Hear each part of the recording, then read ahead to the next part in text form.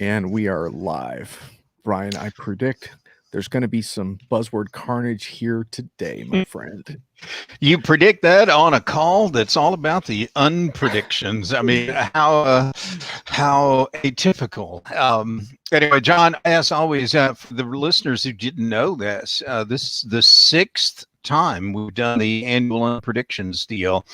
I never thought that poking fun of things would get to be such a regular kind of thing. And I'm embarrassed to say that so many Diginomica readers really look forward to this, maybe even more so than the regular serious articles that we do. Well, Brian, I think people basically lose their tolerance for the endless stream of prognosticating propaganda and guru level insights that we're getting from these predictors who missed the pandemic amongst many other predictions they got wrong. Yep, we got the ties on, Sandy. Yep, this is a big deal. To be honest with you, I was going to spend even more time on my wardrobe, but I was busy posting the unpredictions. But I am wearing a tie because Brian has gotten across many occasions that if you're not wearing a tie, you're not taking the event serious. So we are going for it. That's got to be. That may be the only tie you own, John, because I've seen that in pictures. There's a picture of you where you look like you're part of AC/DC. That must be a 8-year-old photo with that same yellow tie on it. But anyway, it's a fave, no doubt about it. It is a classic. Yep. Brian, you're being accused of wearing a tie in bed and in the swimming pool. So, well, I don't know how that reader knows that, but I can't. I'm not going to comment on that. Comment. Hey, so this is actually a special occasion today. We are unveiling and publishing our annual unpredictions, and we're also going to give you all a crack to contribute a few of yours late in the game here as we go. So let's shift over to our slides, Brian. That's right, folks. Yep, folks, it's Brian and John once again, and we're going to give you that special behind-the-scenes peek into the making of our annual unpredictions list. Now, some may think that there's no science to this at all, but actually it's a very well-disciplined and honed kind of methodology that we follow. Anyway, we're going to get right into it. As you can see, John and I, from this recent photo, are just really, looking forward to these awards and that we're going to hand out. John. Yes. So Brian, we're always motivated by the high bar that other people set in our inbox.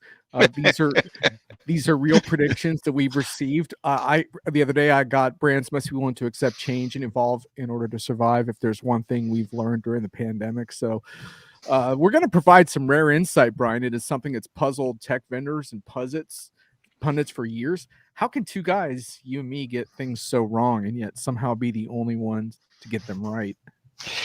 Well, I mean, our process, for those who didn't know, it starts all the way back in usually October, when our inboxes already started to get filled with a bunch of pretty weak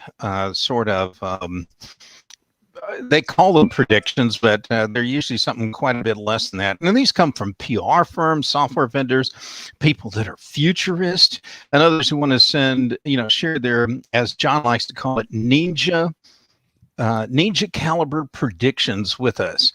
And I'll let, well, John, what do you think of the accuracy of these kind of predictions?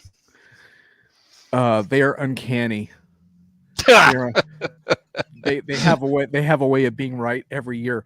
Den's wondering about the slides, Brian. I mean, we went for real here. Yeah, we got a 100 slide deck for you guys today. Hope you don't drop off halfway through. By the way, Den has done his homework. He's done a bang up job of getting some early predictions in on the post, and you guys are welcome to issue a few predictions of your own. So I'll be sending a link so you can check out a few of. I'm going to read a few of Den's too, because Den's got some good ones for us here. So, well, Den's comments notwithstanding, most of the time, John, these predictions that we get in our inboxes, they are just atrocious. They're usually obvious as all get out. They're older than sin. They are some are terribly self-serving. Most of them aren't very original. And surprisingly, they're usually wrong most of the time. So that's what kind of gets our snarkle meter going haywire, at every time we get to this part of the year with looking at these. And yeah, and for the last 2 years, we've done something different because we wanted to give everybody a jump start on making their own. So Brian, we've got the unpredictions generator. This is last year's up here. Right. Well, we did Can you it. tell the peeps how this works?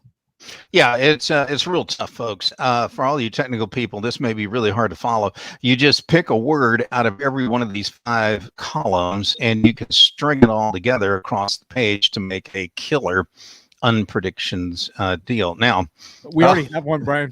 Breaking news. Distributed autonomous organizations use Web3 and blockchain to fuse John and Brian into predictive megalith. Woo! Well done, Greg. Brian, did you take a crack at the one this year? I've got one that I did from this year's.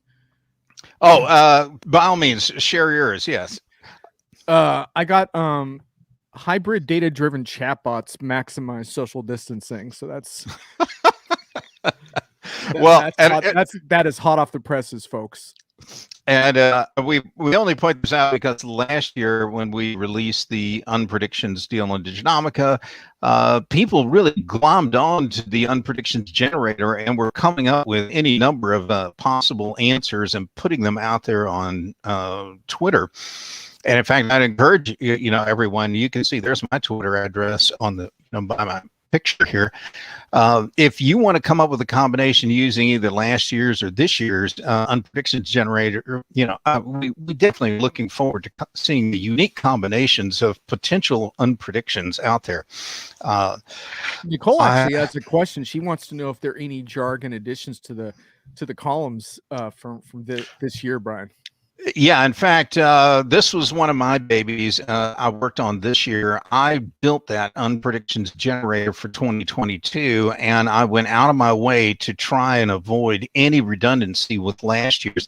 So, Nicole, it's going to be we're busting into virgin unpredictions territory with the kind of things that you can come up with, and we encourage marketers everywhere are going to be able to find a whole bunch of 5-word euphemisms to just sprinkle throughout their press releases and software user conferences. Nicole, one of your favorites, I think, is going to be talent intelligence, because we've finally gotten to the point where we're truly making intelligent hires automatically. So. What many Nicole wants headless. All right, headless. Yeah, we'll see what we can do. We'll get a customized chart out to you. Actually, we have a bot that might be able to do that. I'll debut that in a little bit. So, in case you guys didn't know, we actually take some time to figure out what are the words that are going to go in this generator. We look at everything. We look at what's on Flair pins. We look at Mad Magazine, Dilbert Comics. We look at press releases, all kinds of stuff, looking for clues. And, and I know even John's looking at things like LinkedIn skills endorsements, because there's nothing like looking at one of those to come up with BS names, and I know that's my initial, but BS names on new kinds of job descriptions we've never seen before. There's another, source for inspiration. Yeah, and eventually it just starts rolling. So, for example, in the comments, Den Hallett threw out a bunch of them. I like this one from Den. The office of the CFO will open its doors to marketers, offering them a smorgasbord of lockdown spreadsheets with which to figure out their product strategies. That is written by a true unpredictions pro right there. Well done. At a belated thanks to Dennis. He actually submitted 4 or 5 that we ran with last year on the unpredictions list, which was impressive considering he was well on the way to retiring, but apparently you just can't keep the new tech out of the old industry analyst. So we, folks, the point of this, and I know you're really hungry to learn about the 2022 ones, but what we do is we look at all this and we start crafting. We have a process for crafting the unpredictions. Immersive personalization explosion begets low-hanging fruit. I love that. Nicole's really into the spirit of this. I can tell today. Yeah. But what we do is we look at these things, and these inspire us to come up with the germ, if you will, the core of a new unprediction for the next year. So it could be something like this. Now, this is the initial rough draft that we would formulate for a potential article. And you can see it up here. Cheesemongers worldwide negatively reacted to Facebook's rebranding to Meta. Why? They initially saw a typo and thought it'd be called Feta. Gourmands everywhere were relieved to learn the truth. And from that, we decide, well, it's a little long. We need to tune it up. So the first edit might be something like this. Old school software developers will change beta testing to meta. Oh, it's got a typo in it. It should be meta testing. But anyway, if it were perfect, it wouldn't be it would be an unprediction, be a fact, I guess. And then you can, I'm not going to read all these out here, but you can see what the second edit looks like. And this is where Zuckerberg thinks he wants to call it Meta because Meta will stand for make everything truly accretive. Anyway, we go through this process where we constantly keep tuning them up over the last few weeks until we get to a crisp list of finalists, which actually makes the thing really, really sing.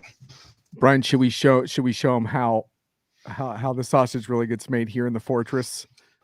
Oh yeah, we can go. Yeah, we can definitely do that. Now, this is our. You're not supposed to see this, but this is a rare photo of the Diginomica Fortress Solitude here. And this is where our crack team of industry watchers pour over everything. You want to take it from there, John? Well, what's really incredible is the streaming 5G services that we're able to achieve, Brian, within this domain of excellence. So with that in mind, we then spread those unpredictions into what we would consider the finest of the finest, and then we save a bunch off the cutting room floor. And in fact, today, before we wrap up here, we are going to be sharing with you each of our all-time favorite predictions, which was like a very, very arduous task. And I actually even got my old like foosball trophy, because what's the opposite of a Pinnacle Award, Brian? It's the nadir. Nadir, yeah, and that's where we're headed now. Well, before Den recognizes the slide. Actually, Den, that's not too far, I don't think, from from your old stomping grounds in Spain, actually. Yeah, and then if that's your house, you've been alive now a couple of 100,000 years. Then that thing's been around almost 2,000 years. That structure. But before we jump right into the awards here, I want people to realize that.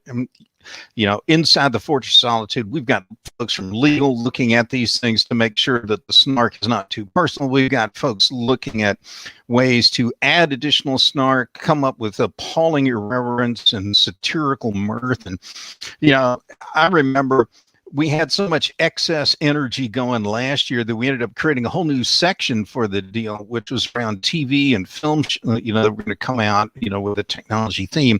And I mean, who can forget Keeping Up with the Kubernetes? I mean, that was one that was, they got a lot of play quite a while. And it's just a shame that your sequel that you wanted to see, Kubernetes 2 Compliance Hurts, that got tied up in post-production.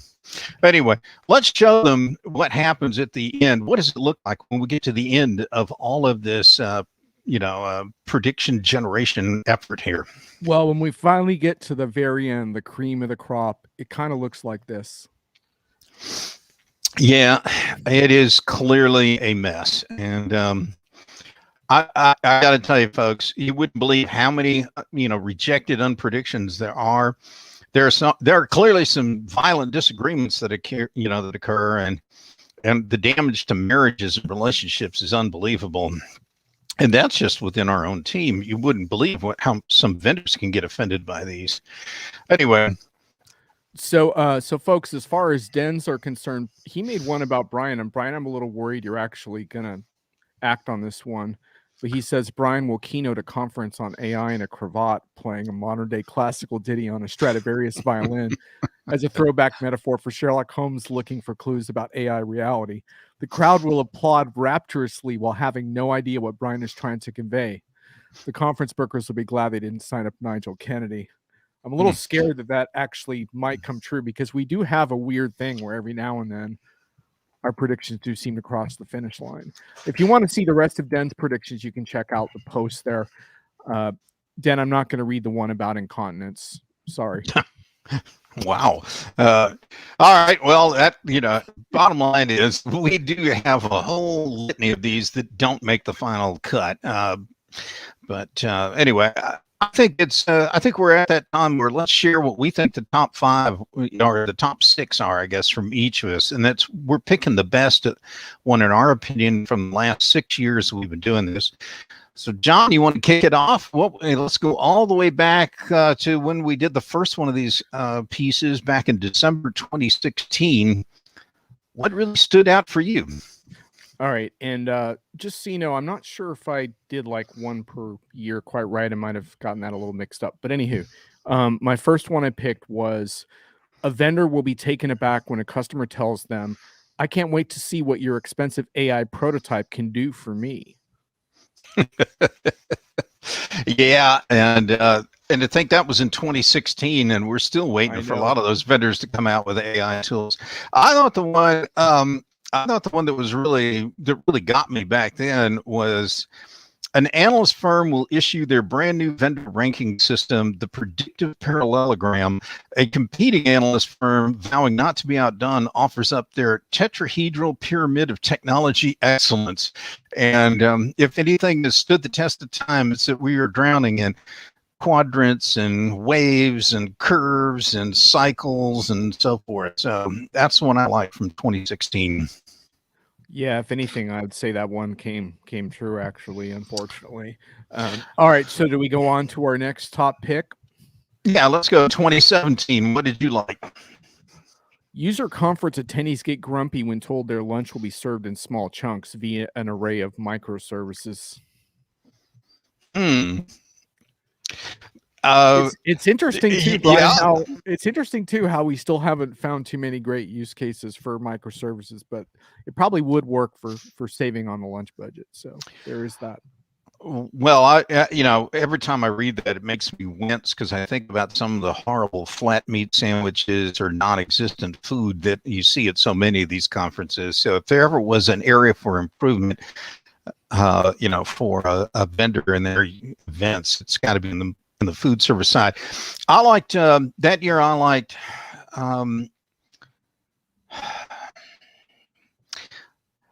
the one that said, we've got an algorithm for that, and that's going to be the enterprise software meme for 2018. And I still am waiting to see some of those come true too. Oh yeah, we actually we do have in the unpredictions every year, we have the ultimate enterprise pickup line. If you guys would like to know what this year's are, they change every year, obviously, because pickup lines do go stale after a point. The ultimate enterprise pickup line is going to change once again from "if you're feeling hyper, I can scale" to, and Brian and I each have a favorite. My fave was "how low can you code?" Brian's is "would you like to experience this employee?" Yeah, because employee experience is the hot thing right now. All right. Well, let's move the clock forward one more notch. Let's go to December 2018, 3 years ago. Bring back big data. Okay. Let's see what was next for me. An ERP vendor's development team goes into crisis when its new intelligent analytics solution suggests that the next best action is to destroy itself. I like that one. I had two that really tore at me to see which one I really loved on that year. There was one, though, that had me laughing when you and I did this one collaboratively on the phone, and it still strikes me good today, and that is: vendors back away from the term immersive experience after rumors surface of users drowning in their own data lakes. I loved it then. I love it now. Yeah, I'm surprised that one got past legal, actually.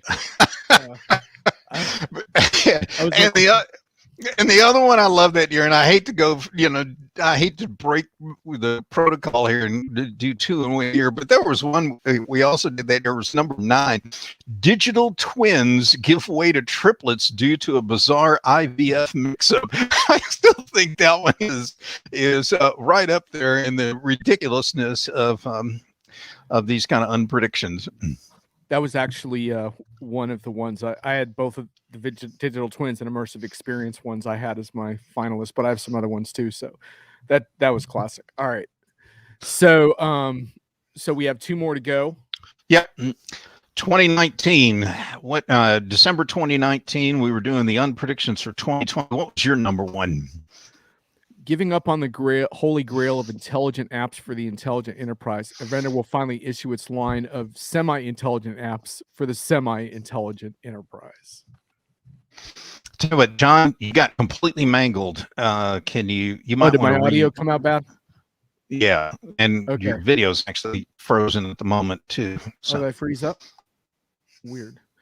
I wonder if but you look better than ever right now. How's the audio? It's okay. Okay. All right. Shall I try again? Yeah. All right.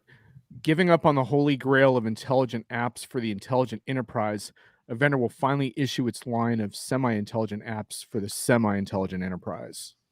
Mm-hmm. I think this was one of yours. A group of robots walks out of an enterprise software event to protest an all-human panel. I love that one too. Because we're starting to see so many bots showing up, answering questions and doing demos. In fact, it's really hard now to find a live person doing demos. They just sit there and let the automatic stuff run on its own. Brian, the audience is troubleshooting, and they're troubleshooting. They've spotted your internet as the culprit here. So anyway, you're holding up okay though. So I think we're going to press on, since we're close to the wrap of that anyway. Though I thought we should probably share a couple of the new technical terms from the new one too. Okay, so my final one that I picked was I think you actually did this one for me, but it was always one of my favorites. John gets booted from an analyst summit when his emotional support Shetland pony kicks 5 software executives each time they say the word synergy. I remember that so well, and I the first time I read it in one of our drafting sessions, it took me back because I didn't realize you had an emotional support Shetland pony, but you and I have. You got it. Yeah, thank you, LinkedIn user. Yeah, you're right. It's my Bitcoin mining that's screwing it up. So yeah, that's good. Yeah, I remember that Shetland pony one. That one had me laughing for quite a while. I had this one. I took the one, data warehouses were replaced by data lakes. Data lakes were replaced by data oceans. Soon data oceans will be replaced by data planets. And we can't wait to see the backup drive for that one or where you put it. And, it's just, let's take the absurdity all the way to its, ultimate level there. Anyway, well, that, folks, should give you a taste. I know those were, from the past. And like John said, you got all the new ones out there today. Did they come out yet, John? Yeah, I'm just pasting in the link. You can also find it on the Diginomica homepage. I withheld it till towards the end of our little broadcast today because I wanted to make sure that people didn't get distracted from our exciting visual content here. But in all seriousness, for all the people on the chat, I don't think I would really enjoy being in this industry if it weren't for the clever, smart, brilliant people that are gathered here today that have just made our lives a lot better. So definitely wishing you all happy holidays and glad you're a part of this first ever video companion piece to the Unpredictions, which probably needs some refining, but hey, we're learning. Anyhow, Brian, do we want to read anything from the tech terms? I thought we had some good ones from the tech terms from this year. Maybe drop a few of those before we head out. Go ahead and start, because I need to find I need to just go on to closest one. Diginomica. Yeah. Yeah. Oh, actually, and Brian, I actually have a surprise for you. There's a new one in there because I realized right before publication we didn't have a single thing about 5G in our entire piece, and I think we're going to hear a lot about 5G. We're going to hear a lot of 5G propaganda this year. So so I actually added a fresh term. It's called Jive G. We're going to start hearing that. It's a derogatory term consumers have been using and discussed as telecom's 5G propaganda falls short of reality. So Jive G has been added to the list. So you heard it here first, Brian. I like it. And I got to tell you, it surprises me sometimes to see how far back we were talking about some things that we still can't take delivery of, if you will, even now. Yeah, I'm sure. I think we took our first shot at 5G in like 2018 or something. But anyhow. Yeah. Oh, and Jim was I like them. I do like those made up words because some of them actually come to pass. I know RevRec, which was big in the financial accounting space, ASC 606. You know, that was a topic. Every vendor in the finance area, 5G and Alley G. Okay, I like that. Every vendor out there was, bending our ear on RevRec a few years back, and then we came out with the REVWRECK, and that was a nice twist there. But we've had a bunch of them that have been just wickedly good. And I don't have all the year's predictions in front of me. I can't just quickly jump back and look at those, but those new words are hilarious nonetheless. I do want to do a couple more. I'm going to do one that was a hat tip. Dan Hallett, you might recognize this one. You actually have a credit in the article for me liberally using your trademark term there. One of the new terms for this year, Brian, is customer sucks less. Oh, yeah. It's a more accurate alternative to so-called customer success programs. And that's a Den Howlett special, the sucks less term. Thanks, dude.